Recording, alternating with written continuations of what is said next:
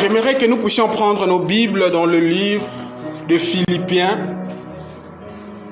Philippiens chapitre 4, le verset 6 à 7. Je lis au nom du Seigneur.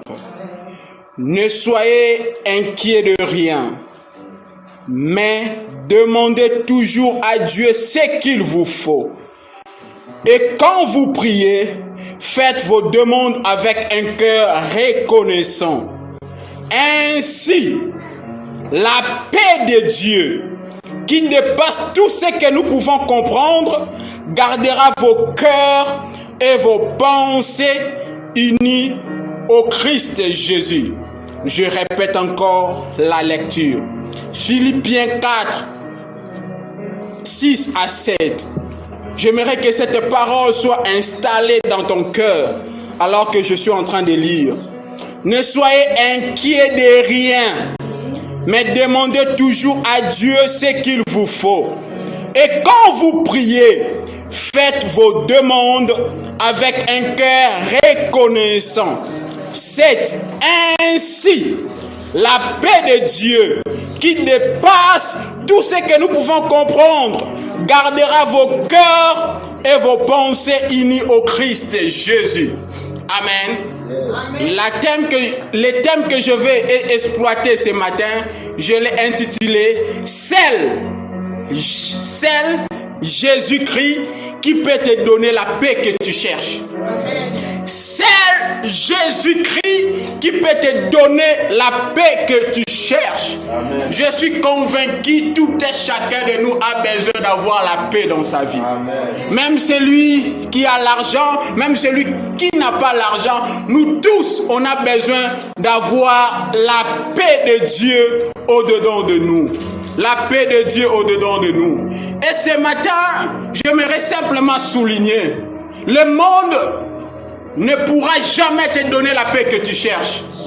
Un homme ne peut jamais te donner la paix. Une femme ne peut jamais te donner la paix. Mais c'est le Jésus-Christ qui peut te donner la paix. Pourquoi? La Bible est en train de dire dans Ésaïe 9, 6, il est le prince de la paix. Il est le prince de la paix. Et dans la Bible, quand nous sommes en train de lire, il y a la paix avec Dieu et la paix de Dieu, c'est deux choses différentes. La paix avec Dieu et la paix de Dieu, c'est deux choses différentes. Pour qu'une personne puisse avoir la paix de Dieu, la personne doit avoir la personne, il faut qu'il puisse d'abord avoir la paix avec Dieu. Nous pouvons prendre nos Bibles dans Romains 5. Romains 5. Si nous prenons nos Bibles dans Romains 5, le verset 1, 2 dit ceci. Oui, nous avons été rendus justes en croyant. Et maintenant, nous sommes en paix avec Dieu par notre Seigneur Jésus-Christ. Nous croyons et par Jésus, nous pouvons nous approcher du Dieu d'amour en qui nous vivons maintenant. Et nous sommes fiers parce que nous espérons recevoir la gloire de Dieu. La paix avec Dieu et la paix de Dieu, c'est deux choses différentes. Pour expérimenter la paix de Dieu, tu dois d'abord commencer à avoir la paix avec Dieu. Pourquoi avoir la paix avec Dieu? Parce que la Bible est en train de nous dire, dans Romains 3, 23, tous ont péché et sont privés de la gloire de Dieu. Et pour que nous puissions expérimenter la paix de Dieu, chacun de nous doit premièrement avoir une relation personnelle avec Jésus-Christ. Et la manière par laquelle chacun de nous peut avoir une relation personnelle avec Jésus-Christ, c'est en reconnaissant ton état comme tu es. Parce que seul Dieu est juste, seul Dieu est saint, seul Dieu est bon. Et la Bible est en train de dire, dans Romains 3, 23, tous ont péché et sont privés de la gloire de Dieu.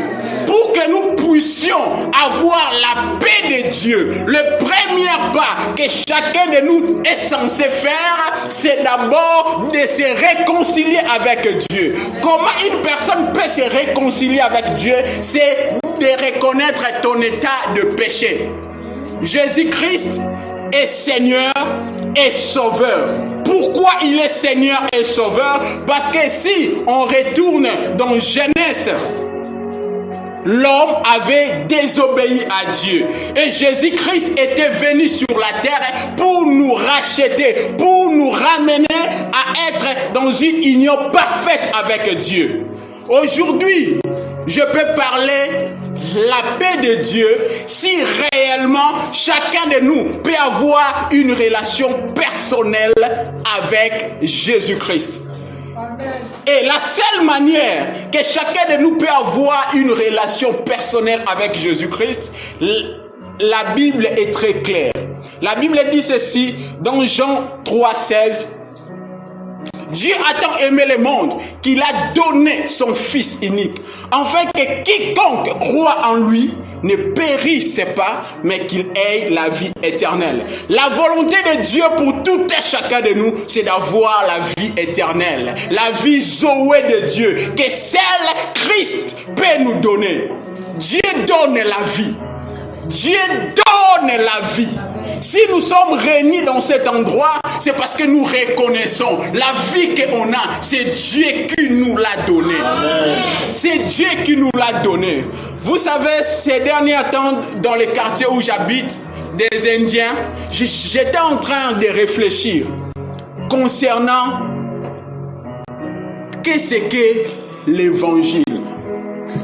Qu'est-ce que l'évangile? Parce que je regarde, ils ne prient pas Jésus. Ils sont des hindous en majorité. Dans leur parcelle, il y a un drapeau, des statues. Parfois, à midi, ils font des sacrifices. Ils prospèrent. Ils ont des voitures. Ils sont mariés. Ils ont aussi des enfants. Maintenant, je me posais des questions. Pourquoi moi, je crois en Jésus-Christ? Est-ce que c'est pour les voitures, c'est pour les maisons? Même des personnes qui ne prient pas Jésus, ils ont des voitures. Même des personnes qui ne prient pas Jésus, ils sont mariés. Même des personnes qui ne prient pas Jésus, ils ont des enfants. Ils ont même parfois l'argent plus que moi. J'étais en train de réfléchir sur ça. Et je me suis rendu compte. Ils peuvent avoir tout ce qu'ils peuvent avoir. Mais seul Jésus-Christ donne la vie. Seul Jésus-Christ donne la vie. Seul Jésus-Christ donne la vie. C'est pour cela, tant qu'un enfant de Dieu, peu importe l'état où tu es, ne sois pas complexé. Tu as ce que le monde ne peut pas voir. Tu as ce que le monde ne peut pas acheter. C'est d'avoir Jésus-Christ en toi. Et Jésus-Christ en toi est la seule personne qui peut te donner la paix. C'est ainsi que j'insiste d'abord sur ce point. Pour expérimenter la paix de Dieu, il faut d'abord avoir la paix avec Dieu. La paix avec Dieu commence en reconnaissant ton état. Seigneur, je suis pécheur.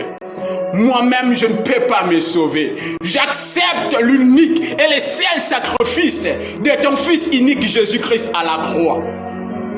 C'est le Jésus-Christ donne la vie éternelle. Nous sommes sauvés par la grâce. Ce n'est pas par nos propres efforts personnels. C'est le Jésus-Christ donne la vie. Donne la vie. Donne la vie. Et le processus de Dieu pour avoir la paix de Dieu, comme on vient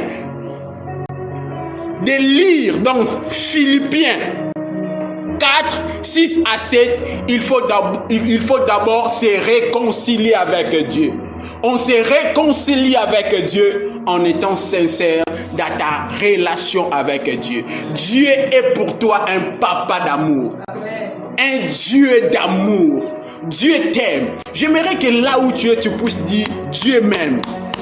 Dieu m'aime. Même si une personne te hait, Mais j'aimerais simplement que tu sois convaincu dans ton cœur. Il y a un Dieu qui t'aime. Il y a un Dieu qui t'aime malgré tes fautes, malgré tes erreurs, malgré tes combats. Dieu t'aime. S'il y a une chose que tu dois garder dans ton cœur, peu importe les difficultés par lesquelles tu pourras passer ou tu es en train de passer, sois convaincu que Dieu t'aime. Ne doutez jamais de l'amour de Dieu. La foi en l'amour de Dieu est une arme très puissante. À chaque fois que le diable t'envoie les problèmes, il veut simplement te dire, si réellement Dieu t'aime, pourquoi tu es en train de passer par tout ce que tu es en train de passer? Mais j'aimerais simplement te dire, dans tes difficultés, tu n'es pas seul. Pourquoi la parole de Dieu dit, je suis avec vous jusqu'à la fin du temps. Dieu est avec nous. Notre force se trouve par notre capacité à connaître cette parole et à l'appliquer. Je répète encore, la force d'un enfant de Dieu se résume par sa capacité à se soumettre à l'autorité de la parole de Dieu et à l'appliquer. Si tu connais la parole de Dieu et tu mets la parole de Dieu en pratique, je peux te rassurer. Peu importe les vents qui pourront souffler dans ta vie, tu vas sortir vainqueur. Parce que tu es en train de prier un Dieu, la Bible est en train de dire, au commencement Dieu.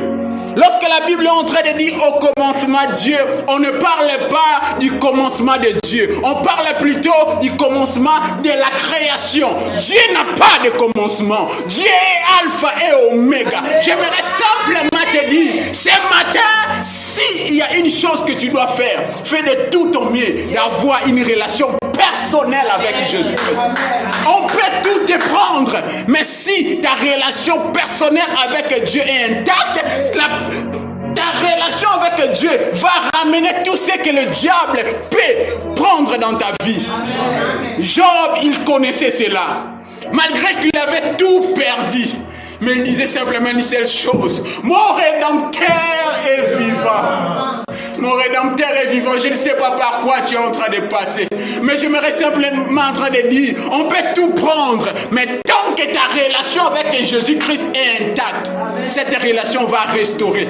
Cette relation va restaurer. Cette relation va restaurer. Cette relation va restaurer. Au nom de Jésus-Christ de Nazareth. Ta relation, tu es riche, mon frère. Tu es riche, ma sœur. Ne te minimise pas. Même si aujourd'hui, là où tu es, ça ne va pas. Mais je peux te rassurer. Ça ira parce que tu as Jésus. Alléluia. La ligna lo na ligna le ko simba kaka parce que ozana Yesu. E ko simba parce que ozana Yesu. Yesu azana bomo. C'est Dieu qui nous donne la paix. Ce matin, j'aimerais simplement te dire, c'est le Jésus-Christ qui peut te donner la paix. Amen. Mais veille sur ton intimité avec Dieu. Veille sur ton intimité avec Dieu. Veille, veille, veille. Veille, veille, j'insiste. Paul et Silas étaient dans la prison. Ils avaient tout perdu. Flagellés, enchaînés. Mais on ne pouvait jamais enlever la présence de Dieu en eux. On ne pouvait jamais enlever la relation qu'ils avaient avec Dieu. Même dans la prison, enchaînés, ils pouvaient chanter. Ils pouvaient adorer. J'aimerais simplement te dire, peu importe par quoi tu es en train de passer, la Bible est en train de dire, faites connaître tes besoins à Dieu. Faites connaître tes besoins à Dieu. Pas à un homme, à Dieu. À Dieu. Avant de parler à un homme, parle d'abord à ton papa.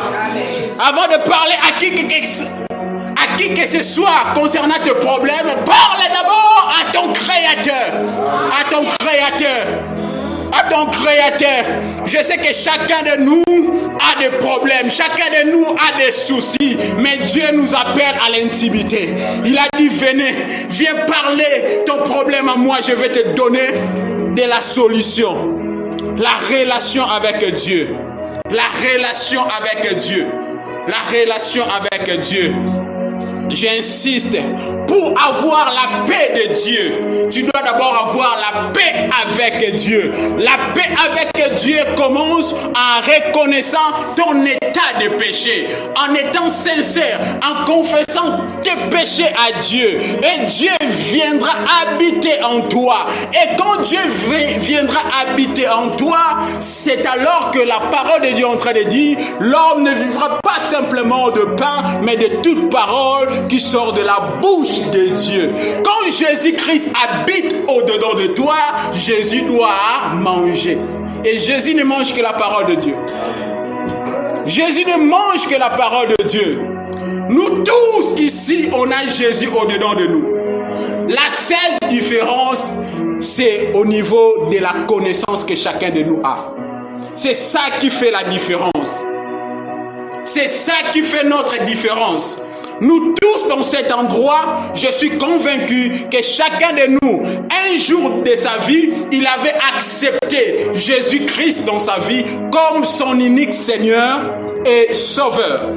Et je bénis Dieu pour ça. Je suis très fier de tout et chacun de nous parce que nous croyons à un Dieu puissant, à un Dieu qui nous aime. Amen. À un Dieu plein de bonté. Plein de bonté. Plein de bonté. La paix de Dieu qui surpasse toute connaissance. La paix de Dieu qui surpasse toute intelligence. Je ne sais pas par quoi tu es en train de passer, mais j'aimerais simplement te rassurer. C'est le Jésus-Christ qui peut te donner la paix que tu cherches. C'est le Jésus-Christ.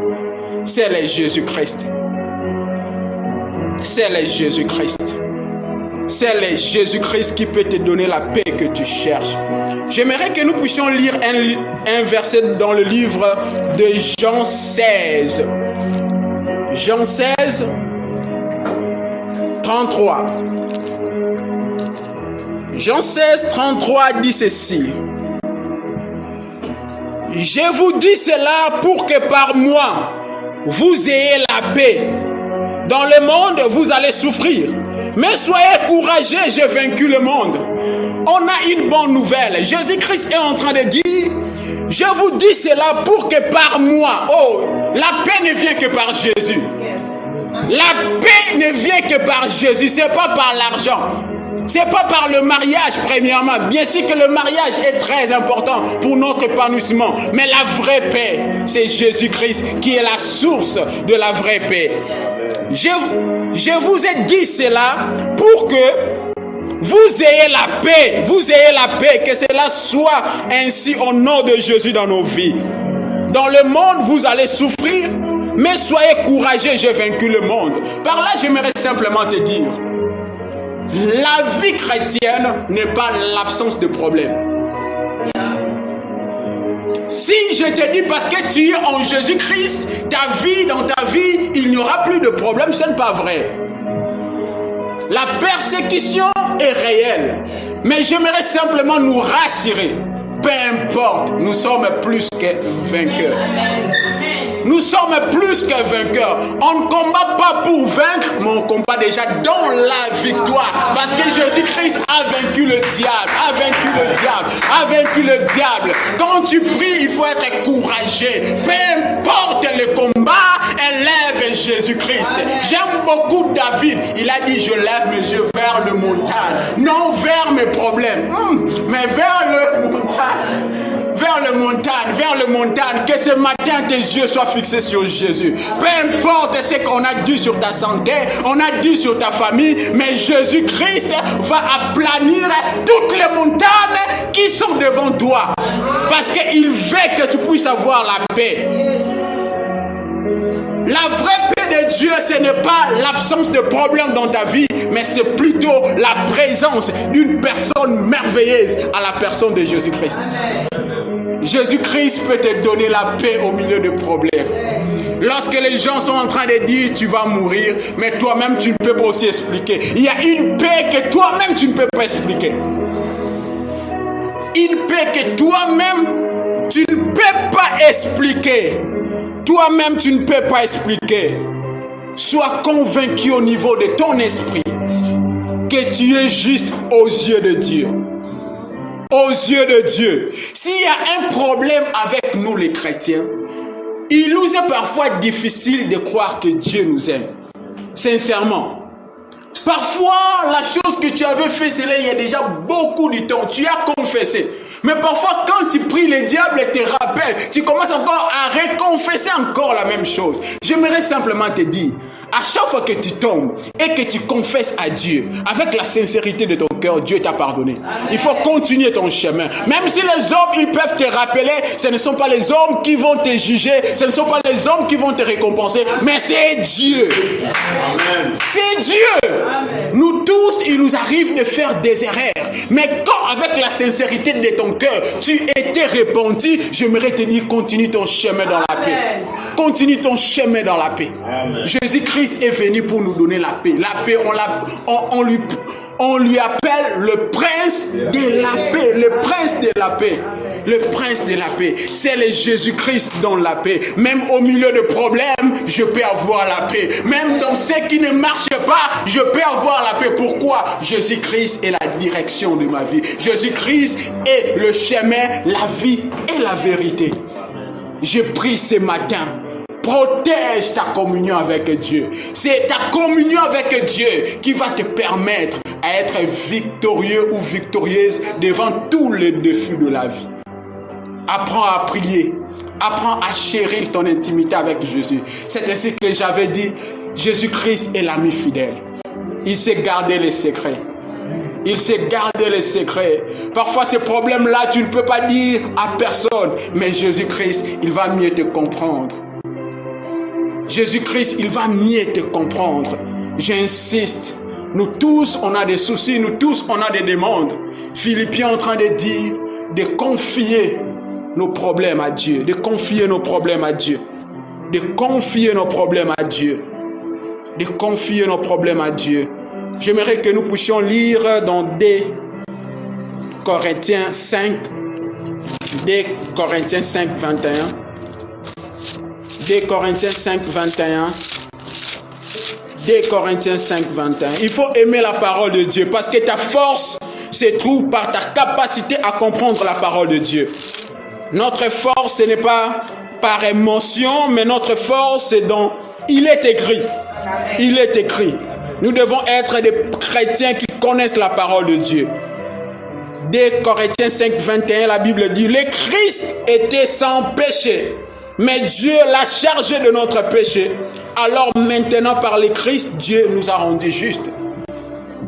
Il faut être convaincu que comme tu es là, tu es le juste de Dieu. Amen. Aux yeux de Dieu, tu es sans péché, à cause de l'œuvre de la croix. Quand Dieu, il veut nous regarder, il met les lunettes appelées Jésus et il nous voit sans péché parce que Jésus-Christ a payé les prix. Mais ce que nous devons faire, c'est de manifester cette autorité que Jésus-Christ nous a donnée en faisant quoi? En connaissant la parole de Dieu. J'aime toujours dire ceci. Lorsque nous partons à la côte, un avocat ne parle jamais ses pensées. Il cite toujours la loi pour défendre la personne qu'on devait condamner. C'est aussi la même chose avec nous. Même quand nous prions, faisons l'effort d'associer notre prière avec ce qui est écrit dans la parole de Dieu. S'il y a une chose que chacun de nous doit faire, c'est d'aimer la parole de Dieu.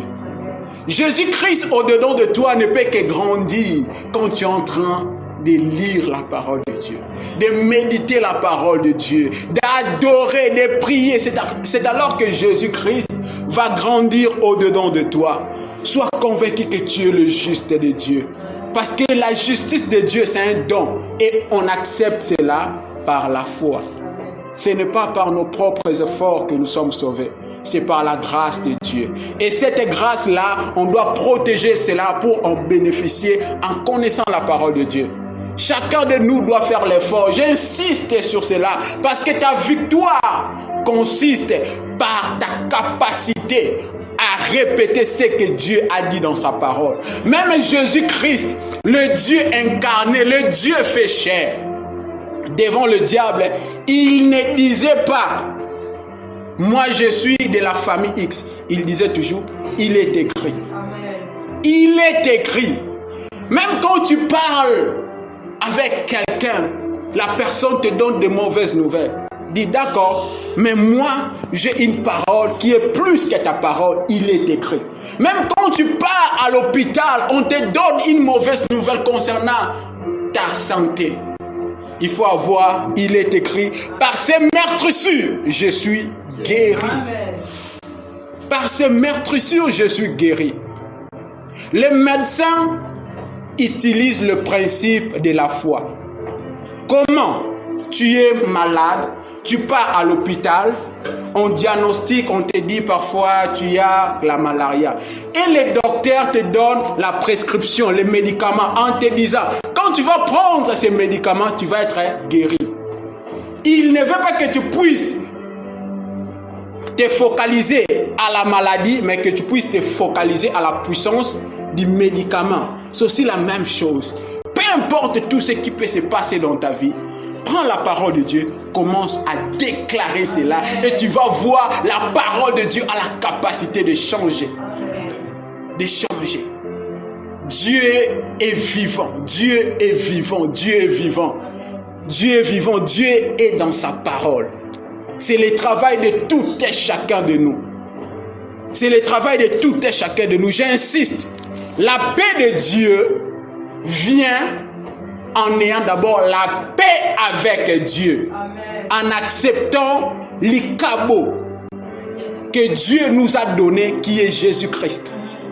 Tu ne peux jamais avoir la paix de Dieu si tu n'as pas la paix avec Dieu. Il faut d'abord se réconcilier avec Dieu. Quand on s'est réconcilié avec Dieu, Jésus-Christ vient habiter au-dedans de nous. Et chaque jour de notre vie, nous sommes appelés à faire nourrir Jésus de la parole. Parce que Jésus-Christ est la parole. Il a dit, ma nourriture est de faire la volonté de celui qui m'a envoyé. Nous tous, on a Jésus au-dedans de nous. La seule différence, comment fais-tu manger ton Jésus? Tu ne fais pas manger ton Jésus. C'est ainsi que devant les difficultés, tu commences à pleurer. Non, ne pleure pas. Comme Jésus-Christ était dans la barque, peu importe la tempête, il dormait.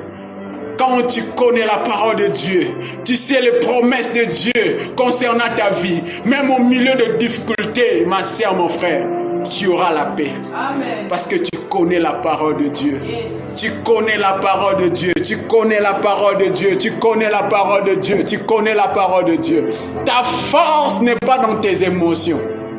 Ta force est dans ta capacité à tenir ce que Dieu a dit. Même lorsque ton corps ne va plus mieux, mais tu dis, Seigneur, par tes meurtrissures, je suis guéri. Amen. Tu restes simplement avec cette parole, même toute la nuit. Seigneur, par tes meurtrissures, je suis guéri. Pendant que tu es là en train de dire, Seigneur, par tes meurtrissures, je suis guéri. Tu es en train de pleurer, Seigneur, par tes meurtrissures, je suis guéri. Le sommeil va t'emporter. Et quand tu vas te réveiller, tu vas même oublier que tu avais mal. Dieu guérit réellement. Amen. Tout dépend de ta persévérance. Amen. De ta persévérance. Dans chaque circonstance de ta vie, cherche la parole de Dieu pour appliquer. Amen. Je répète, dans chaque circonstance de ta vie, cherche la parole de Dieu pour appliquer. Je donne un exemple. Beaucoup de gens sont en train de mourir ces derniers temps, la plupart des jeunes. Mais j'aimerais simplement nous dire, la Bible est en train de dire dans Psaume 139, quand tu commences à partir du verset 13 à 16, le psaume de David est en train de dire, c'est toi qui m'as formé dans le sein de ma mère alors que j'étais une masse informe et vide. Il a dit quelque chose de très important. Avant que mes jours, j'aimerais lire ça. C'est une révélation très puissante. Psaume 139, le verset 16. Le verset 16 dit ceci. Je commence à partir du verset 13, on lit. C'est toi qui as créé ma conscience, c'est toi qui m'as tissé dans le ventre de ma mère. Seigneur, je te dis merci parce que tu m'as créé. Oui, mon corps est étonnant et très beau. Ce que tu fais est magnifique, je le reconnais. Le verset 15. Quand tu m'es formé dans le secret, quand tu m'es brodé dans la profondeur de la terre, tu voyais tout. Rien n'était caché pour toi. Et le verset 16. J'étais à peine formé, tu me voyais déjà. Déjà, tu avais écrit dans ton livre le nombre de jours que tu allais me donner et pourtant aucun n'avait encore commencé. Je répète encore, 16. J'étais à peine formé, tu me voyais déjà. Déjà, tu avais écrit dans ton livre le nombre de jours que tu allais me donner et pourtant aucun n'avait encore commencé. Par là, j'aimerais te dire quoi? Peu importe la nouvelle qu'on peut te donner concernant ta santé ou ta vie. Prends ces versets. Dis Seigneur, aucune personne née d'un homme ou d'une femme peut mettre fin à ma vie. Parce que mes jours sont dans ton livre. Rien qu'avec cette parole, peu importe la maladie, où on a dit les cancers, tu dis Seigneur, mes jours sont déterminés par toi. Ce n'est pas par un docteur, mais c'est par toi qui a déterminé mes jours. La parole de Dieu, David connaissait cela. C'est ainsi que dans Psaume 23, il pouvait dire, même si je marche dans la vallée de l'ombre de la mort. Et alors que j'étais en train de préparer la prédication d'aujourd'hui, l'Éternel m'a dit une parole puissante et claire. Tu n'as pas besoin que tes ennemis meurent pour que tu puisses prospérer. Amen. Je répète encore, tu n'as pas besoin de voir tes ennemis mourir pour être heureux. Tu n'as pas besoin de voir tes ennemis périr pour avancer dans la vie. David est en train de dire, tu oins ma coupe, tu oins ma tête. Et ma coupe déborde en face de mes adversaires. Amen. Tu peux prospérer au milieu de tes ennemis. Amen. Ils doivent être là pour voir que même les flèches qu'ils envoient matin, midi, soir, ça ne réussit pas. Amen. Si Dieu veut tuer tes ennemis, ils vont les tuer. Mais Dieu n'a pas besoin que tes ennemis meurent pour que toi tu puisses être heureux ou heureuse.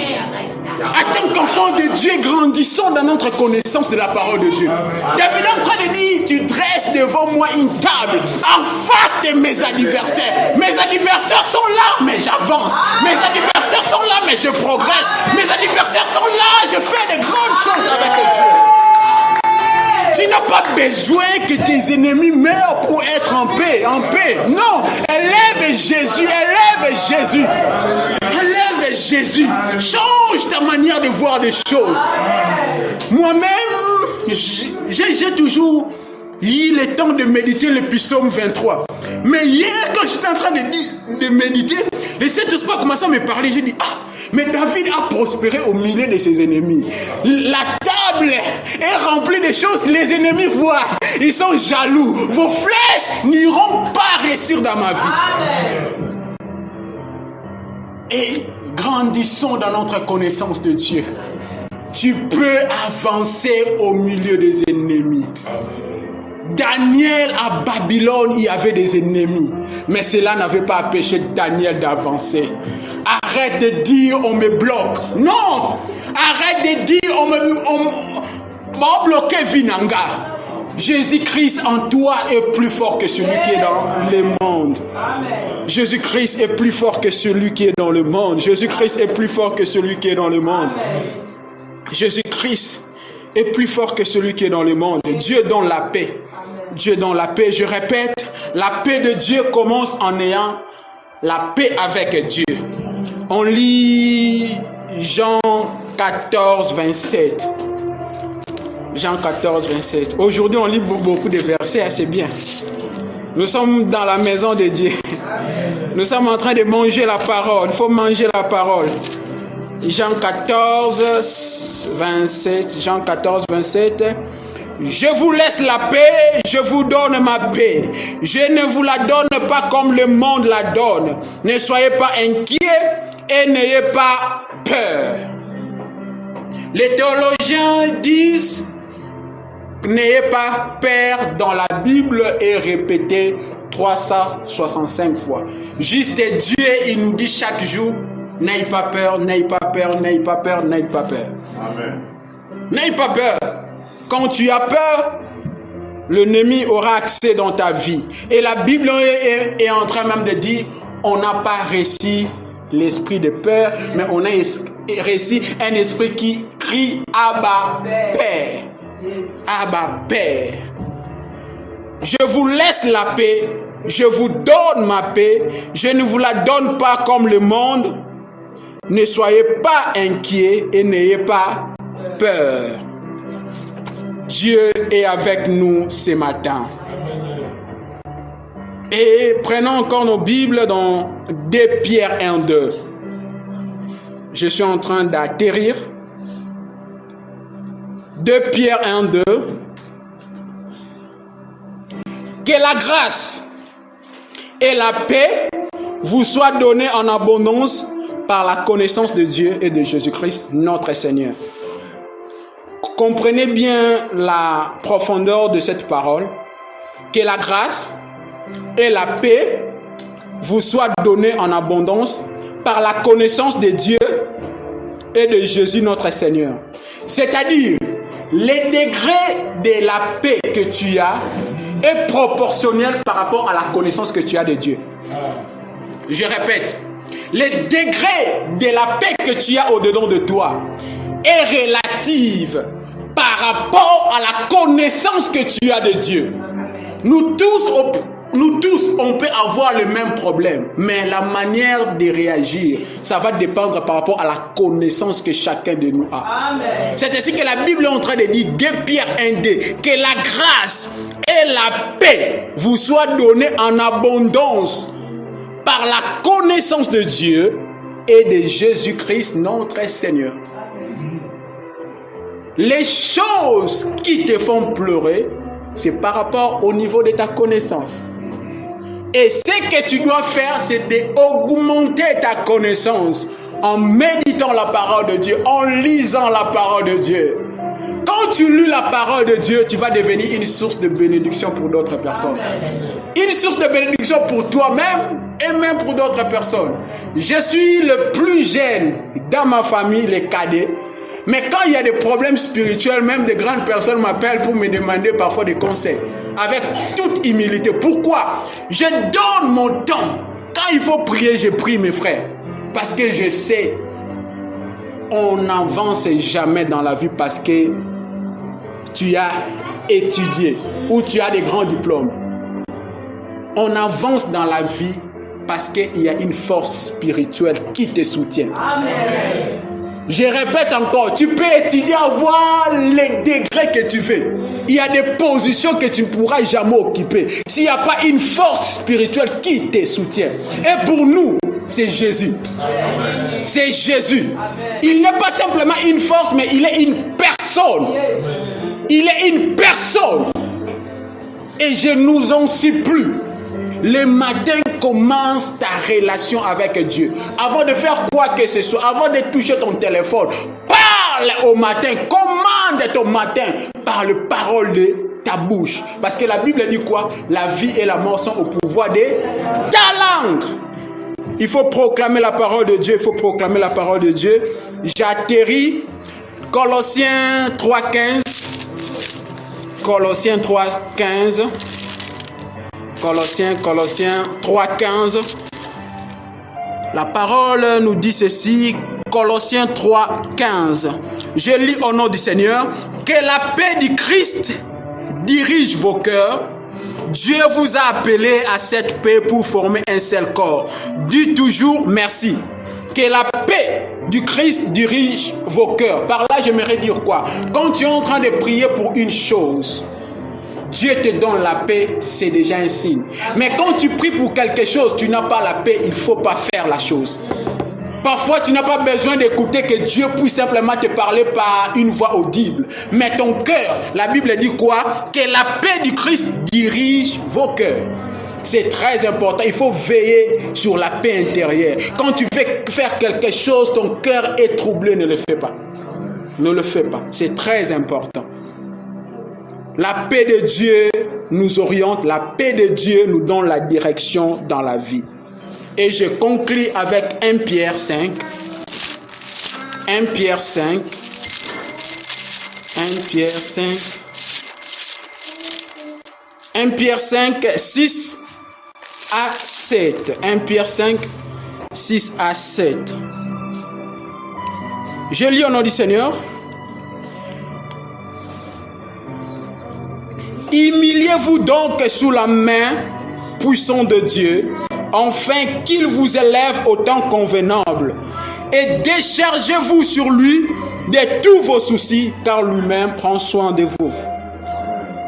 Humiliez-vous donc sous la puissante main de Dieu, afin qu'il vous élève au temps convenable. Et déchargez-vous sur lui de tous vos soucis, car lui-même prend soin de vous. Et très souvent, on commence par le verset 7 en disant « déchargez-vous ». Il y a un processus pour te décharger sur Dieu ou sur Jésus-Christ. Il faut d'abord t'humilier à Dieu, obéir à la parole de Dieu. Mes frères et sœurs, je nous en supplie, la réussite de tout et chacun de nous, c'est par sa capacité à comprendre cette parole et à mettre cela en pratique. Amen. Josué 1:8, que ce livre de la loi ne s'éloigne point de ta bouche. Médite-les jour et nuit. C'est alors. La parole de Dieu, laisse la parole de Dieu te pénétrer. Quand la parole de Dieu va te pénétrer, peu importe les circonstances, tu vas être comme un docteur. Peu importe que la maladie, il sait. Une telle maladie, il faut appliquer un tel médicament. C'est aussi comme ça un enfant de Dieu doit être. Devant les circonstances de la vie, ne panique pas. Tu es en relation avec Dieu. Ta marche avec Dieu en lisant la parole de Dieu te fait grandir, te donne la connaissance pour protéger la paix. Et j'insiste, la vraie paix de Dieu n'est pas l'absence de problème, c'est plutôt la présence d'une personne merveilleuse appelée Jésus-Christ. Tu n'as pas besoin que tes ennemis meurent pour prospérer ou être dans la paix. Tu peux prospérer, tu peux être riche, béni au milieu de combats. Et Dieu va protéger ta paix parce qu'il a dit, je suis avec vous, j'ai vaincu le monde. J'ai vaincu le monde. S'il y a une parole que j'aimerais que tu puisses garder au-dedans de toi, c'est cette parole dans Romains 8. La Bible est en train de dire, dans toutes ces choses, nous sommes plus que vainqueurs par celui qui nous a aimés. Amen. Dieu t'aime. Dieu t'aime. Dieu t'aime. Seigneur, je communiquais ta parole comme tu me l'avais demandé. Tout ce que je te demande, glorifie-toi dans la vie de tes enfants. Que cette parole soit accompagnée de témoignages époustouflants au nom de Jésus-Christ.